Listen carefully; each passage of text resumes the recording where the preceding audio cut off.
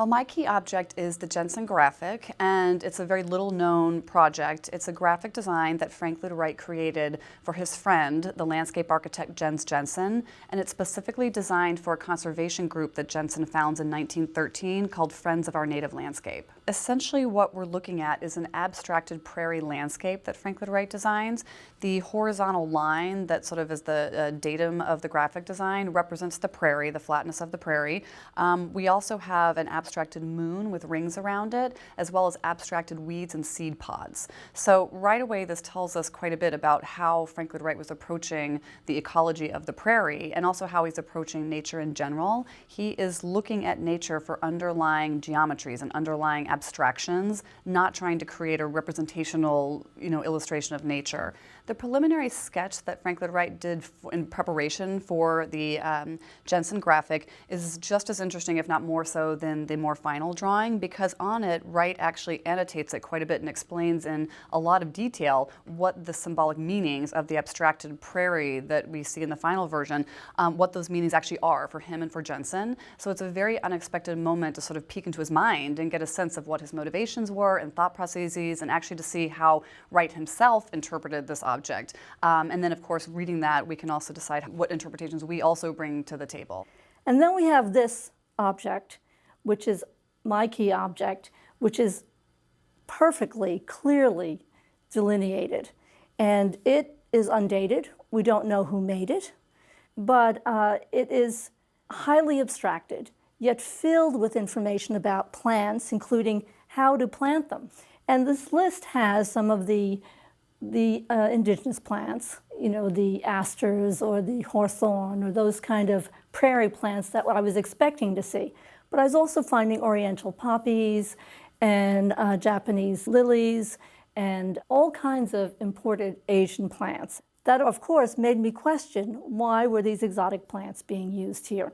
It's one of the most sort of well-known received narratives about Frank Lloyd Wright that he is overwhelmingly sensitive to the native ecologies of the Midwest.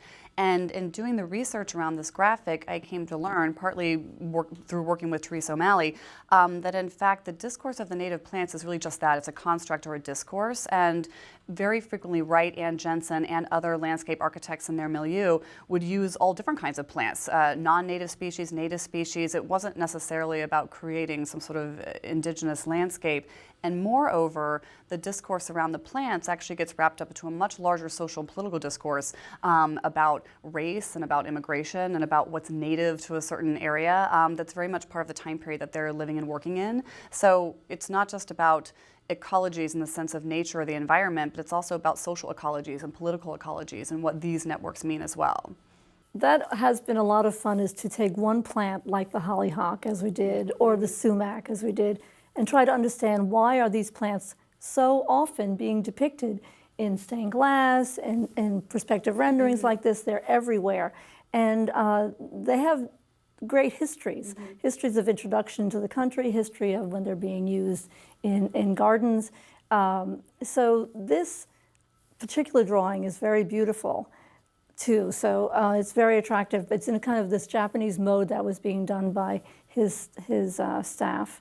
But looking at the hollyhock, that's a great plant because it was actually naturalized in this country. But these were two different forces in horticulture at the time, whether or not we should maintain just an indigenous palette or whether or not we should bring in foreign plants and naturalize them to America. It was kind of this imperialistic moment where they wanted to bring them in. All these things are coming out of discussion with this one beautiful plant we found in the front of the drawing. And there was always the question of what is an American garden? What is an American design? What is American architecture? This is a question being asked all the time. So we have to consider that when we're understanding what they're trying to do here. Right. That one of our challenges in working on this project is just the terminology alone. Do you say ecologies? Do you say environment? Do you say natural? I mean, even to use the word nature just raises all kinds of questions because we assume, if we don't really think more critically, that nature is just a priori, it exists before we do, right? But all of these natures are very constructed for different reasons at different times, and so even just agreeing on what word to use was quite complicated.